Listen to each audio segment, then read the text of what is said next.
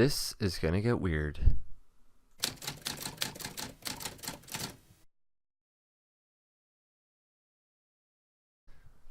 When you woke up this morning, did you wish that your dreams had lasted forever? He asked this question without any malice, without any passion, without any heart, like there's nothing left of him. Our dreams? They're dead now. Because of you, you know that, right? Can he really not remember? Have his memories fallen into darkness too? You always were one with words, you know that?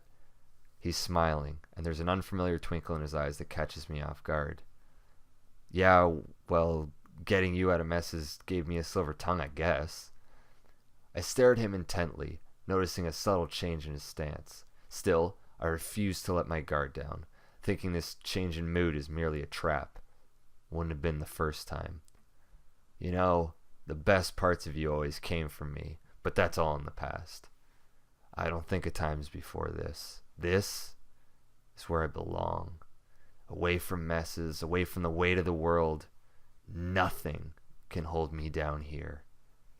He turns his back to me. This is it. My best shot at putting an end to this twisted nightmare. Silently, I draw closer. That's something you always were good at. And what would that be? He asks in a hushed tone. I stop directly behind him. Something's off, like he wants me to do it. My mind is whirling, unable to come to terms with the fact that I'm about to kill my own best friend. The trail of our memories together is at an end. It's necessary, and yet all I can do is choke out a single word. Pretending.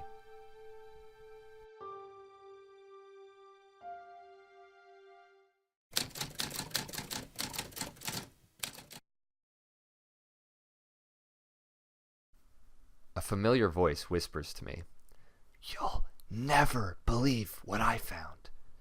I'm nowhere near ready to wake up, but something tells me I don't have a choice. My eyes take a few seconds to adjust to the dim interior of my tent. I let out an obnoxious yawn and try to ignore the guy standing over me.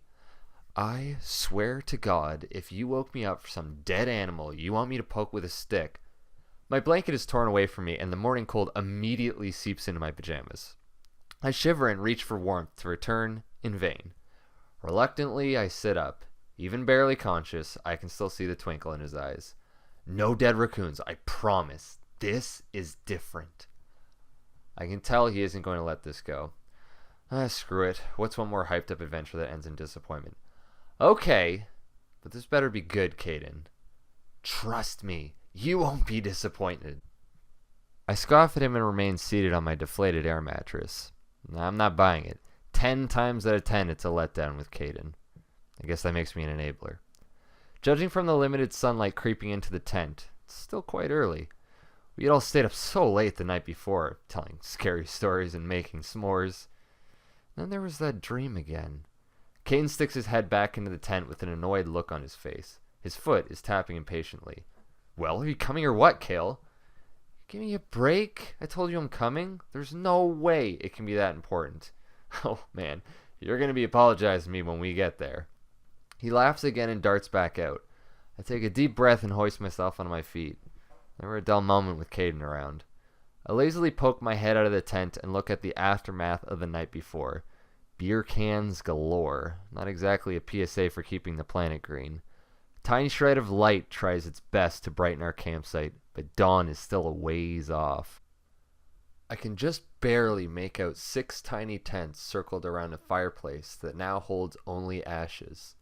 Unless Kane's racket has woken everyone else up, I assume that the rest of my friends are still fast asleep inside their own tents, possibly having the most stomach-churning nightmares. Lucky them. Caden, I whisper into the trees. Where'd you go? I begin wandering around, looking for clues as to where he could have run off to. I shouldn't be surprised, and I'm not. It's rare for him to actually wait for others to keep up whenever he gets this excited. If you had gotten up the first time, you wouldn't be having such a hard time. His shouts sound rather far away. I spin around to discover an opening in the trees and a small path that led deep into the forest. With a sigh, I start my hunt for Caden, hoping that I won't get lost along the way. As time goes by, the sun lifts higher into the sky, but the area around me remains dim as ever. I constantly brush up against tree branches and gain my fair share of scrapes. I'm not sure where Caden is anymore, and every step becomes more disorienting than the last. The path under my feet fades, and I start walking aimlessly. Lost is an understatement. I turn around and think about heading back to the campsite, but quickly realize I don't know where back is anymore.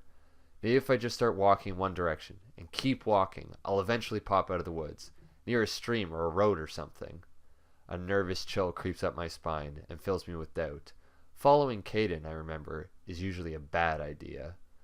I hear the sound of a snapping branch, and my heart stops. I spin around wildly, looking for the culprit, but I can't see anything. Could it have been Caden? Or some wild animal? Or maybe it's just my imagination. Then I hear it again, closer. "Caden, is that you?" I ask, trying my best to sound calm. It doesn't work so well. "This isn't funny. Just come out. I know it's you." There's no response. The crackling of falling branches grows louder and more frequent. I snap my head from place to place, hoping to find my stalker before it's right on top of me. I pick up a stick by my feet and hold it firmly, awaiting my attacker. I spin in circles, trying my best not to leave any spot unchecked. The snapping noise is so close now. If you knew it was me, what's with the stick? My mind screams, "Attack!" So I spin around with my stick, only to realize I've just struck Caden instead of a monster. "Ah!" he shouts in pain and holds his arm. "The hell was that for? You that's what you get for sneaking up on people." He laughs and massages his arm. "Wish you could have taught me my lesson a little less violently." He pushes past me and walks deeper into the woods. He turns around when he realizes I'm not right behind him. "Well, are you coming or what?" "Let's just go back," I say, rubbing the cold spots in my elbows. "Whatever this is, it's not worth getting lost over. But can't you just tell me, with words, like a normal person?" Caden sighs heavily and walks back to me. He places his hand on my shoulder. "Can't you just trust me for once, huh?" The smile on his face still brims with electricity. His eyes still hold the same twinkle. I haven't seen that look on him in years. Whatever it is really has him mesmerized. Ugh, I moan in protest. If I don't just get this over with now, he'll never let me hear the end of it. "Fine, but how about you don't run off again?" "Good boy." He pats me on the back like I'm his pet he just coaxed into doing a trick. "Now come on, we're close." This time, I stick close. The trees grow thicker and thicker, as if they're trying to block us from something. The ground beneath our feet slants upwards, and the further we go, the steeper the incline. I don't remember reading about any mountains in the area. We come across an old barbed wire fence. Years ago, it must have kept all manner of woodland creatures out, but years of neglect have left huge holes in its frame.